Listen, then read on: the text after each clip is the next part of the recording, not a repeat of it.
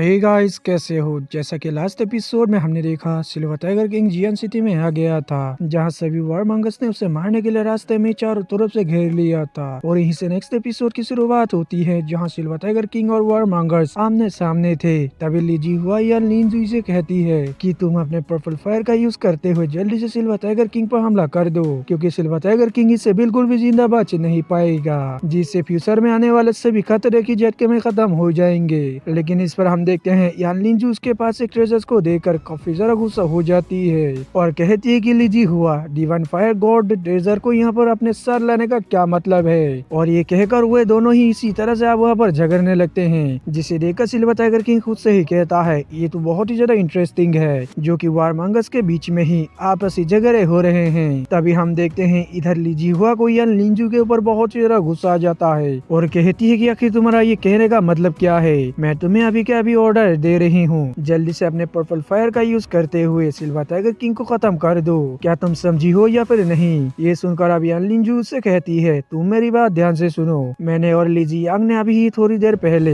वारमंगस के साथ जो हमारा एग्रीमेंट हुआ था उसको लेकर हम दोनों ने 1v1 फाइट किया था और उस फाइट को मैंने जीत गई थी, जिसकी वजह से हमारा क्लैन अब तुम्हारे वारमंगस के कंट्रोल में नहीं है, इसलिए तुम मुझे ऑर्डर नहीं दे सकती हो। उसकी ये बात सुनकर अब लीजी हुआ उससे कहती है मैं जानती हूँ कि तुम अभी क्या फील कर रही हो, लेकिन अब यहाँ पर वक्त बदल चुका है और सब कुछ पहले जैसा नहीं रहा है, इसलिए तुम्हारा पर्पल फायर क्लैन भी पहले हमारे कंट्रोल में था और आगे भी हमारे कंट्रोल में ही रहेगा। तुम अपने क्लैन की किस्मत बदल नहीं सकती हो, इसलिए मुझे उम्मीद है कि तुम यहाँ पर और ज्यादा मुसीबत खड़ी करने की कोशिश नहीं करोगी। ये सुनकर अब यान लिंजू उसे कहती है मुझे मेरे क्लैन को आजाद करवाने से आज कोई भी नहीं रोक सकता है, हम आज से आजाद हैं। जिस पर अब लीजी हुआ उससे पूछती है क्या तुम सच में ऐसा करना चाहती हो। इस पर यान लिंजू कहते हैं कि हाँ बिल्कुल, अब हमारे पर्पल फायर क्लैन की डिग्निटी को वापस पाने से कोई भी नहीं रोक सकता है। अब उसकी ये सब बातें सुनकर लीजी हुआ कहने लगती है ओके कोई बात नहीं, ये मिलीनियम एग्रीमेंट सिर्फ और सिर्फ उसी पर्पल फायर की वजह से शुरू हुआ था, इसलिए अगर वो पर्पल फायर यहाँ पर मौजूद नहीं रहेगा तो फिर ये एग्रीमेंट भी किसी काम का नहीं रहेगा। ये सुनकर यान लिंजू उससे कहती है आखिर तुम्हारा कहने का मतलब क्या है।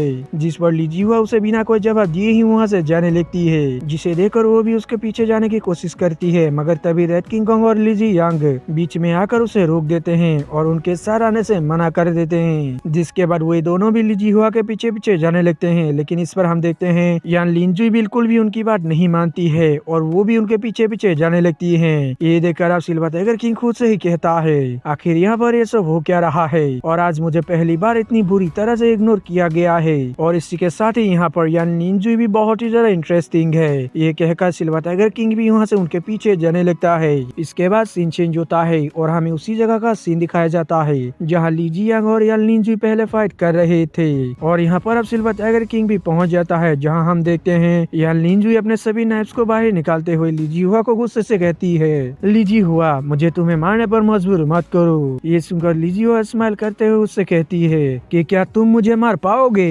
और एक एक और वो अपने पास से उस ट्रेजर को बाहर निकाल लेती है। तभी इधर से लीजी यांग यान लिंजू से कहने लगता है मैंने तुमसे पहले ही कहा था कि पर्पल फायर क्लैन हमेशा ही वारमंगस के कंट्रोल में था और आगे भी रहेगा, तुम उसे बिल्कुल भी बदल नहीं सकती हो। ये सुनकर अब यान लिंजू को बहुत ही ज्यादा गुस्सा आता है और वो उससे कहती है तुम तो एक बहुत ही ज्यादा घटिया इंसान हो जो कि अपने बातों से पीछे हट रहा है और इसी के साथ ही तुम हमें कभी भी गुलाम बना नहीं पाओगे, क्योंकि मैं ऐसा होने बिल्कुल भी नहीं दूंगी। इस पर अब लीजी वो उससे कहती है ये तुम्हारे कहने से बिल्कुल भी बदल नहीं जाएगा। और ये कहकर वो उस ट्रेजर का यूज करने लगती है, जिसकी वजह से हम देखते हैं उस पर्पल फायर सील के अंदर मौजूद पर्पल फायर उस ट्रेजर के अंदर जाने लगती है। तो ये देखकर अब यान लिंजू को और भी जरा गुस्सा आ जाता है और वो उन लोगों से कहती है तुम सभी ये करके अपने लिमिट को क्रॉस कर रहे हो, जल्दी से इसे रोक दो, नहीं तो ये तुम्हारे लिए बिल्कुल भी अच्छा नहीं रहेगा। ये सुनकर लीजी यांग उससे कहता है तुम अपने किस्मत को एक्सेप्ट कर लो और अपनी हार मान के हमारे गुलाम बन जाओ। ये सुनकर अब यान लिंजू गुस्से से कहती है मैंने कभी भी किसी के सामने अपनी हार नहीं मानी है, भले ही मैं यहाँ पर मरना पसंद करूंगी लेकिन कभी भी किसी की गुलाम नहीं बनूंगी। और ये कहकर वो वहाँ पर अपने क्लैन की एक सीक्रेट टेक्निक जिसका नाम फायर पल्स है उसका यूज करने लगती है, जिसकी वजह से हम देखते हैं कि वहाँ पर purple fire demon bull king appear हो जाता है, जो कि दिखने में बहुत ही ज्यादा खतरनाक और स्ट्रॉन्ग लग रहा था, जो देखकर अब लीजी यांग भी थोड़ा सा घबरा जाता है। तो इस पर रेड किंग कॉन्ग कहने लगता है जब पर्पल फायर फायर क्लैन ने इस एरिया को छोड़ा था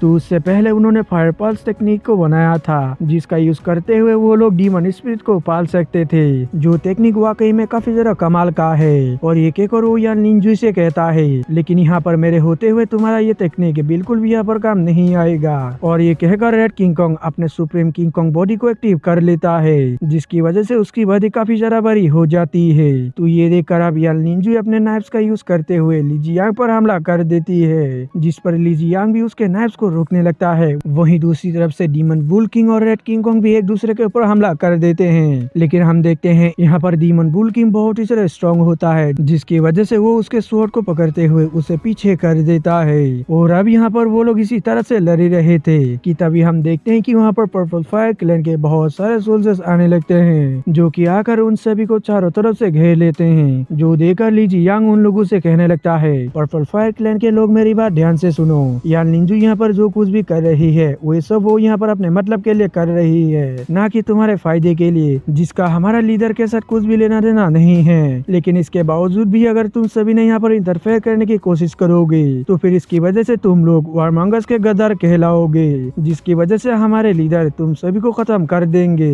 यानी कि ली जियांग यहाँ पर ली सेंदाओ की बात कर रहा है, जो कि एक मार्शल गॉड है। अब उसकी ये सब बातें सुनकर यान मिंजू को और भी जरा गुस्सा आता है और वो वहाँ पर अपने फॉर्मेशन का यूज करते हुए ली जियांग पर हमला कर देती है। तो ये देखकर अब वहाँ पर ली जियांग भी अपने स्वच्छ एक सील बनाकर उसके अटैक्स को रोकने लगता है। वही दूसरी तरफ हम देखते हैं पर्पल फायर क्लैन के दो सोल्जर्स आपस में बातें करने लगते हैं और कहते हैं कि आखिर यहाँ पर ये सब हो क्या रहा है और साथ ही लीडर कहाँ चले गए हैं, क्योंकि यहाँ पर काफी फाइट हो रही है। वहीं दूसरी तरफ से सिल्वर टाइगर किंग भी अपने मन में खुद से ही कहता है, वारमंगस क्लैन पर्पल फायर क्लैन को कहीं हजारों सालों से कंट्रोल करते आ रहे हैं, जिसकी वजह से इससे पीछा छुड़ाना यान लिंजू के लिए बिल्कुल भी आसान नहीं होने वाला है। और ये कहकर वो आगे कहता है, मुझे लगता है कि यान लिंजू की पोजीशन पर्पल फायर क्लैन के अंदर उतना ज्यादा नहीं है जितना कि जिन मुई की मून फॉक्स क्लैन में हुआ करती है। वहीं दूसरी तरफ हम देखते हैं यान लिंजू को उन सभी वारमंगस के ऊपर बहुत ही गुस्सा आ रही थी, इसलिए वो उन पर हमला करने के लिए जाने लगती है, मगर तभी हम देखते हैं वो वहाँ पर रुक गई थी और वहाँ पर किसी का नाम ले रही थी। और दोस्तों इसी के साथ हमारा सीजन तो खत्म हो जाता है, लेकिन दोस्तों आप सभी को फिक्र करने की जरूरत नहीं है, क्योंकि इसका सीजन 3 भी बहुत पहले ही रिलीज हो गया है, जिसके बहुत सारे एपिसोड्स मौजूद है। इसलिए अगर आप सभी को वो एपिसोड चाहिए तो मैं आप सभी के लिए वो एपिसोड जल्दी एक्सप्लेन करके अपलोड कर दूंगा। इसलिए प्लीज आप लोग वीडियो को एक लाइक कर दिया करें ताकि मुझे मोटिवेशन मिल सके।